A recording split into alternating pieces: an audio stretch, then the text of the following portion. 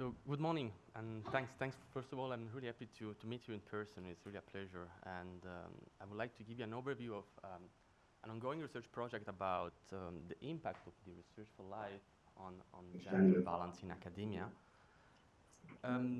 Before starting, we have a companion paper recently published, 2025, where we look at the Research4Life initiative and the impact of the Research4Life initiative at the institutional level.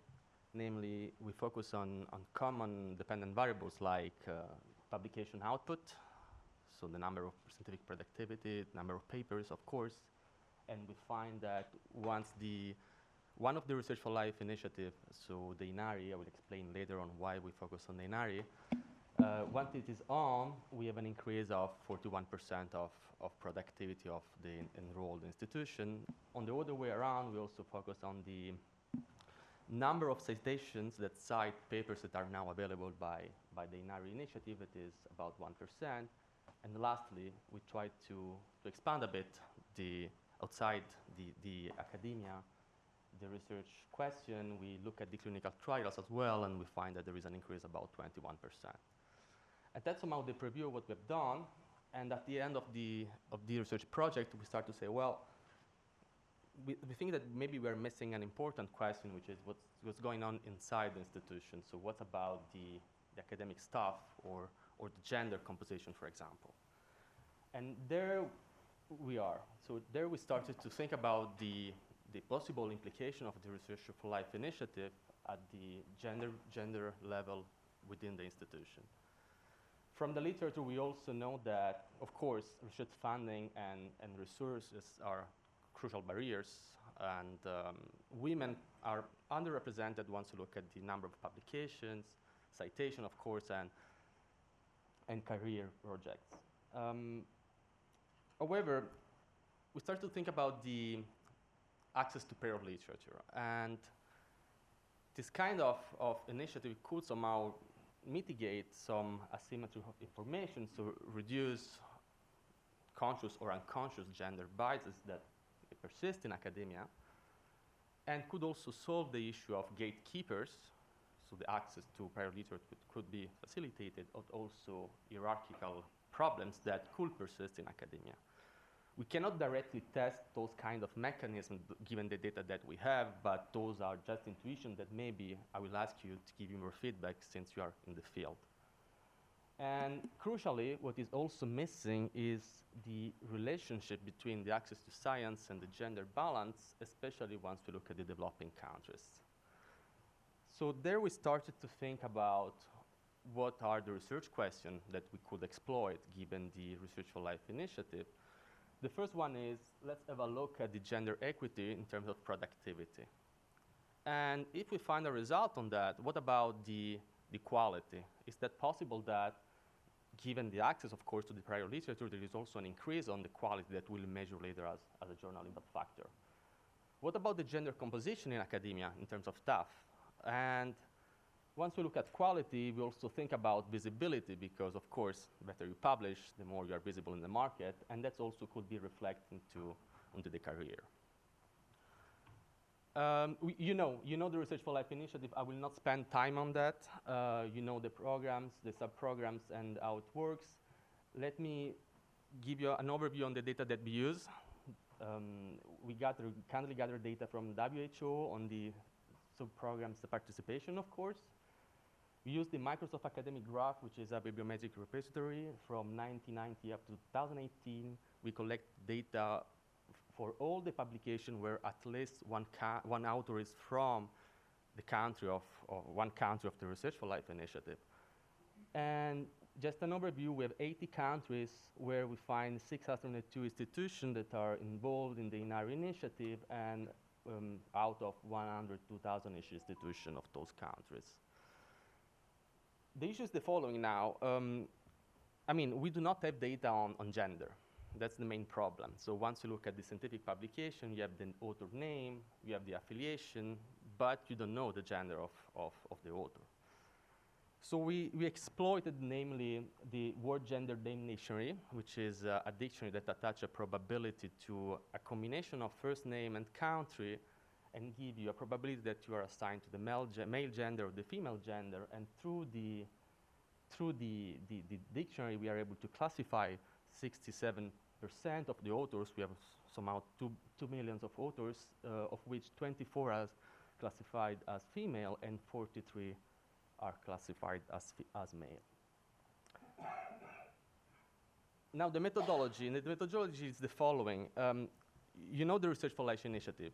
So ideally, what we would like to do in an ideal world is to compare the metrics related to gender of institutions that joined the Research4Life initiative versus institutions that never joined the initiative.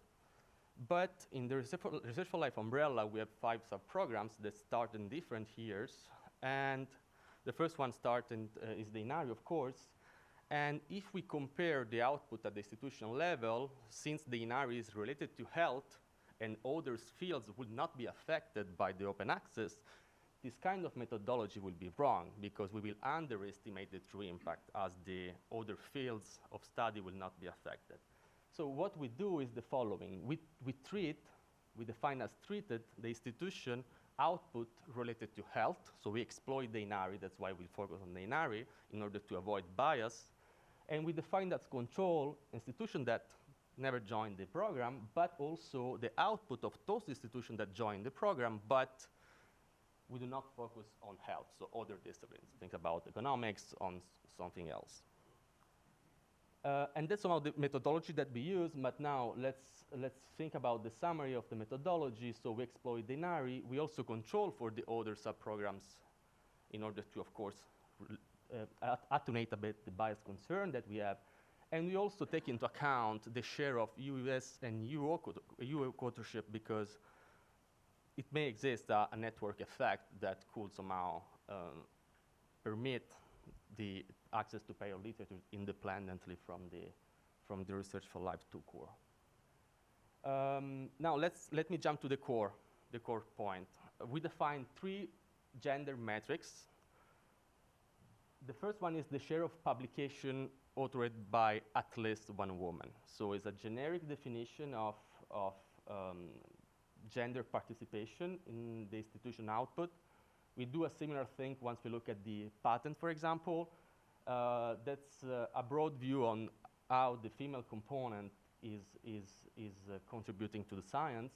The second one is the share of women authors among, of course, publishing authors, because we have just publication data. We do not have data on the staff at the institution. That's something that we cannot have, and we do not use. And that's somehow a proxy of the academic staff credited. And last one is a proxy of quality of publication. So here we exploit the journal impact factor, and we create a relative measure of quality. And that somehow also, again, let me reiterate a bit, is a proxy of also visibility, because better you publish, the more you are visible in the market, and also think about job market also in the future. That could be also quite interesting. 3 slides about the general trend. That's independently from the Research4Life initiative. That's the average share of papers with at least one woman. The average trend is positive in the years that we have in our panel, and for the countries of interest. So that's a good news. We have an extremely good trend, positive trend, independently from the Research4Life initiative. Once we look at the share of women among authors, so this proxy of the staff, again, the trend is quite positive. So we're talking about averages here. And again, that's a great news. We are going in the right direction. Looking at the average relative female contribution, I mean, the proxy of the quality, here the picture is quite puzzling. We are not sure what's going on, but at least it seems to be quite flat in the long term. You see here, maybe there is an upward increase here, but not really sure. So now, given those dynamics, we would like to understand what's going on with the Research4Life initiative, how the Research4Life initiative is contributing to this general trend that we see in the data. And roughly speaking, what we find in terms of the result, I won't go into the econometrics, is the following. For the share of paper with at least one woman, we find a positive impact of the program. Namely, once the program is on, for those institutions that enroll into the program, we find an increase from 3 to 20% of the share of paper with at least one woman, so the female output participation in science. Looking at the proxy of the staff credited in papers, so the share of women among authors, again, the program is positive associated with that specific variable from 2 to 9%. This is a great news as well. All those analysis that we are doing are talking about, of course, statistically significant levels. So those results are from models. And last one is about, again, the proxy of the quality. Here we find, a modest impact around 1%, significant, of course, and persistent over time. That's some dynamics that we see. That's, look at the blue part of the graph. That's the impact after 7 years, 8 years of the program, and that's the spike. So that's somehow to give you a glimpse that the program is, of course, benefiting for those countries, but the impact is not in the short run. We look at the impact in the long run. And that's especially true once you look at the quality proxy. You see that the impact is here, here, and it's also going here in the 14 years after the program adoption. That's somehow, again, to insist that this kind of initiatives are crucial, but the impact is not immediate. Why so? Once you have, imagine that you have access to prior literature, there is a time gap between the learning process, of course, and the creation of a new paper or of a new study or something else. Let me jump to the policy discussion here, and then maybe we can talk more about that. So from the previous study, and especially from that one, we can somehow generalize when we're exploiting it in our initiative for bias concern, but that's somehow something that we cannot generalize to the Research4Life initiative. Those kind of initiatives are able to reduce, in a cost-effective way, some gap in terms of access to science, first of all, that's true, in terms of productivity, but also in terms of gender gap.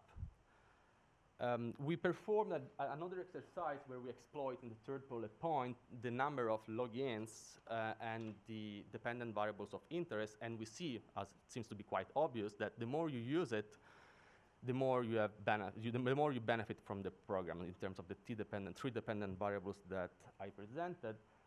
And something that, just to say that, of course, that's something that we are already doing, but keep going. Training and institutional support is something quite crucial in order to increase more and more those kind of benefit. And from the two graphs that I presented before, let me give you the last message, which is the following. Those kind of initiatives are not as short-term ones. We need to monitor, of course, in the midterm, but the access to science per se is a sort of initiative that could help to benefit quite persistent, but in 5 years minimum or maybe more. And that's somehow, I think, all. And yeah, I think I'm on time, and maybe I will open the floor if you have questions with pleasure.